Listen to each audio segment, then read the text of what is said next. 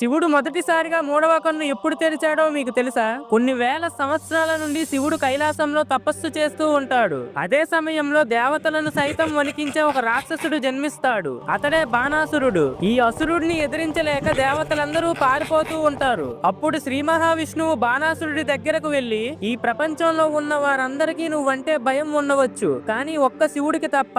నీకు ధైర్యం ఉంటే అతని కళ్ళల్లోకి నేరుగా చూడు అని రెచ్చగొడతాడు. ఇదంతా విన్న బాణాసురుడు కోపంతో ఆ శివుడు నన్నేం చెయ్యగలడు అని చెప్పి కైలాసానికి వెళ్తాడు. కానీ బాణాసురుడు ఎంత అరిచినా శివుడు మాత్రం ధ్యానం నుంచి బయటకి రాడు. దాంతో బాణాసురుడికి చాలా కోపం వచ్చి ఆవేశంతో తన కాళ్లతో శివుడి ముఖం మీద తన్ని గట్టిగా నవ్వుతూ కళ్ళు తెరువు అని అంటాడు. ఒక్కసారిగా ఆకాశం భయంకరంగా మారిపోతుంది. శివుడు ప్రళయకాల రుద్రుడిలా తన మూడో కన్ను తెరుస్తాడు. ఆ మూడవ కన్ను నుండి వచ్చిన శక్తివంతమైన అగ్నిజ్వాలలు ఎదురుగా ఉన్న బాణాసురుడి మీద పడి మంటల్లో బూడిద అయిపోతాడు. దేవతలంతా ఆ దృశ్యాన్ని చూసి గజగజ ఉనికిపోతారు. ఫ్రెండ్స్, ఓం నమః శివాయ అని కామెంట్ చేయండి.